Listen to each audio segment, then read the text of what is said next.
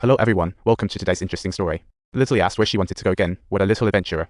She kept talking about where she wanted to go until Perry got the takeoff notice. It was like a cheerful party, with a busy airport. She apologized to her daughter, promising to sing with Lily after landing. What a great mom.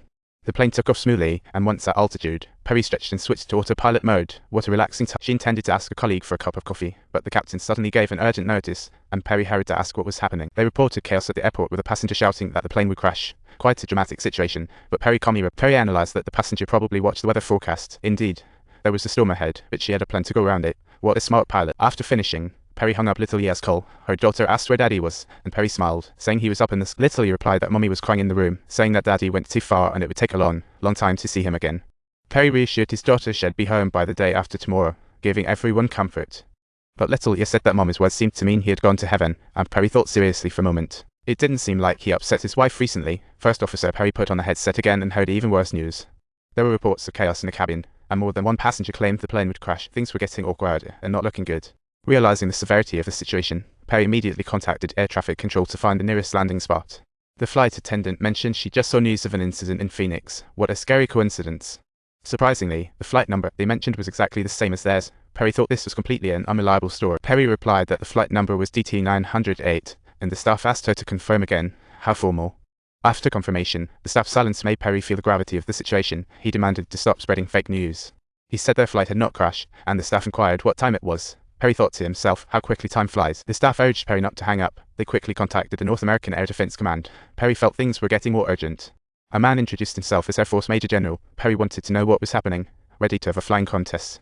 The other side warned that in 15 minutes, DT908 would crash over Phoenix, and not a single one of the 239 people aboard would survive. Perry turned to look at the co-pilot. The situation seemed to have taken on a strange air. It was getting too dramatic. She questioned the general, is this a joke? If you're dead, then who is talking right now? Honestly, this recording truly left Perry quite shocked. DT908, DT908, we have severe mechanical damage.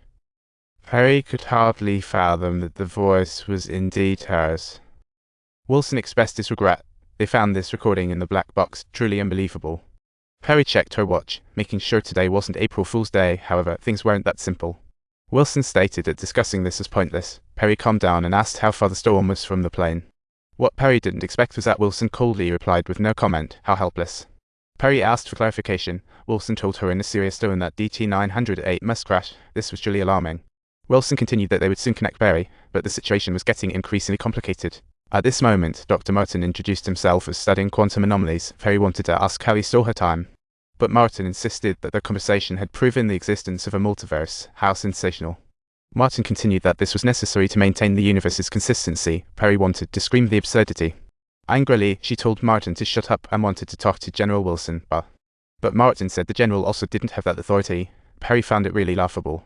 Perry was puzzled by this. The desert beneath the skyscrapers became her landing target, and she felt nervous. Martin mentioned that the universe would fix mistakes. Perry didn't want to sit and wait, but couldn't change the situation. She was extremely anxious. She absolutely didn't want to sacrifice 239 lives because of Martin's ridiculous theory, and desperately wanted to speak with the general, especially since time was running out. She knew Martin was babbling, yet she clearly called out for help to the general as they were nearing 9:30. Wilson said he had been listening. Perry pleaded with him to clear the cars off the highway for an emergency landing. Before she could finish, the co-pilot reminded her to check the radar, showing 2 fighter jets flying alongside them. So thrilling. Perry felt a chill run down her spine and asked the general what was happening, but Wilson told her to keep the big picture in mind. She immediately asked Dr. Martin if his theory was backed by evidence. If not, she planned to land in the desert. Wilson coldly said that the S-16 would shoot down DT-908 before that. Perry was stunned. It was simply unbelievable. She told the general that pilots wouldn't be so ruthless, but Wilson calmly replied, do you want to try? Perry tried to reach out to the fighter jet next to them, telling the pilot that there were nearly 300 passengers aboard, including a few kids waiting to go home. She pleaded with him not to fire. Her little girl was waiting for her to come home. She worked harder to keep her promise, and Perry waited an entire minute, but the fighter jet didn't respond. The clock reached 9:29. If you enjoyed this story, please don't forget to subscribe to our channel for more exciting content in the future.